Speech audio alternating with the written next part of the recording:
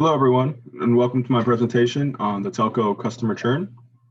This presentation will be focused on understanding why customers have left telco broadcast company and will utilize machine learning to investigate. The goal of this is to predict customer behavior and retain customers by analyzing all relevant customer data and develop the focused customer retention program. For this project, we're going to be using Google Colab to house our Python code. And we'll be using the NumPy and Pandas libraries to conduct our machine learning. So let's start by analyzing our raw data.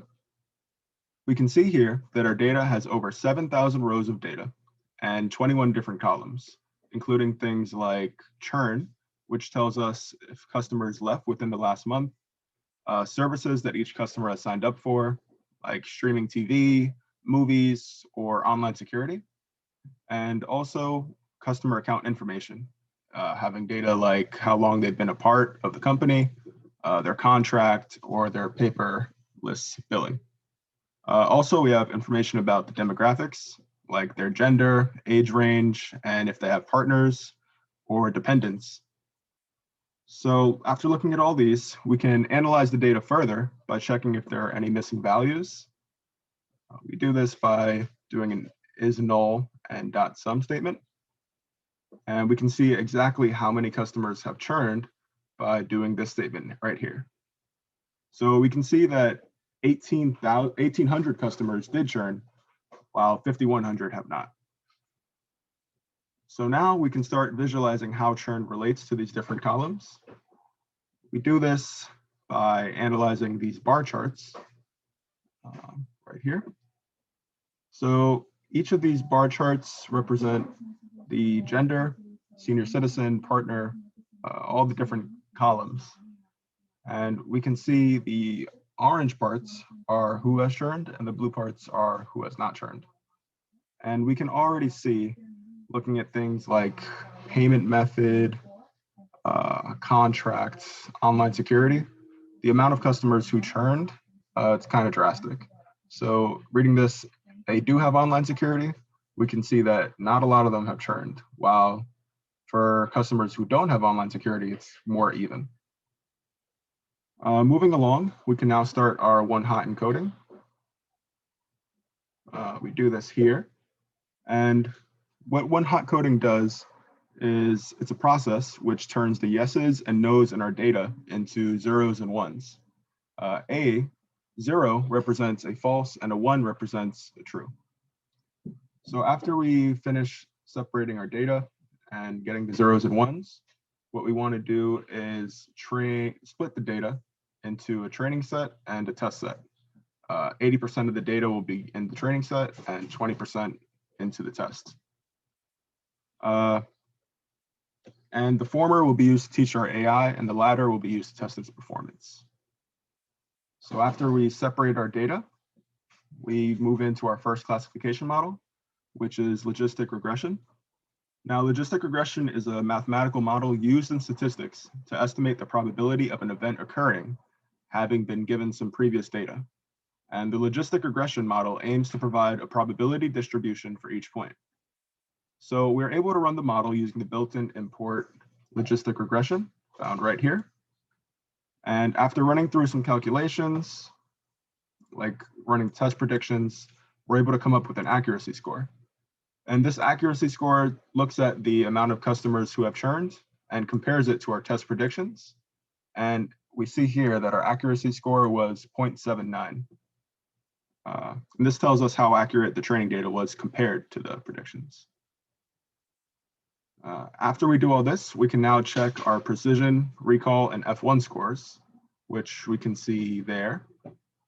A precision is the ratio of correctly predicted positive observations to the total predicted positive observations.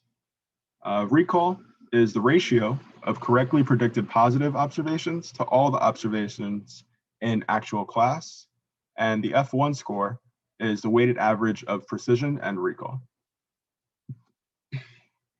So we can see these values here. Moving on, we have our next model, which is SVM. SVM stands for Support Vector Machine. This model is a machine learning model that uses classification algorithms for two-group classification problems. And after giving an SVM, model sets a labeled training data for each category, and they're able to categorize new texts. So this is kind of getting similar to what we did before, where we find our predictions, we compute our accuracy score, and then we compute our precision, recall, and F1 score. And we can see here that the SVM had slightly higher marks than the previous model, and the precision, recall, and F1 are also kind of similar. So now we have our next model, which is the k-nearest neighbor. So the k-nearest neighbor model works by finding the distances between a point and all the examples in the data. And then it selects the specified number of examples, which would be k, and it selects those closest to the query, and then it votes for the most frequent label or averages labels. So if it would be 3 nearest neighbors, it would look at the 3 nearest neighbors, which it does here. If it was 5 nearest neighbors, it would look at all 5. And based on that circle, it would return what is the most prevalent out of the 3 neighbors we looked at. So again, we calculate our accuracy scores, we make our predictions, and we can check our precision, recall, F1. So these aren't as good as the previous models, but they're still helpful. Next up, we have our decision trees. And this is a model which can build a tree that we can use to analyze our data. For the depth, we can choose many different numbers, but we chose 3, so that way it could be visible. But we could also create a larger tree if we need to. So in order to read the tree, which is here, we start at the top and we work our way down. So we start by looking at the box and reading the top. So for this one, it is a contract month to month. And if the value is less than 0.5, that means the value is 0. So if we go to the left, that means that it's true, which means that they do have a 1 month-to-month contract. And we follow this throughout the whole model. So moving left means that this in the top is true. And if we move right, it means that it's false. So based off our decision tree, we can see that most customers left because they had a month-to-month style contract, and they're more likely to leave with this type of contract than with other contracts. Also, if they have a fiber optic connection, they're also more likely to leave. And customers who have no internet security are also more likely to leave. So we can also tell, based off the decision tree, whether they're more likely to stay. So we can see that if they do not have a fiber optic connection, they're more likely. And if they have online security bundled within their package, they're much more likely to stay. So we can also find their accuracy scores and precision scores, like the previous models. And we have here a 0.79 accuracy, along with some mediocre precision F1 scores. Moving on to our final model, we have the random forest. And this model uses the decision trees, and it creates a forest, if you will.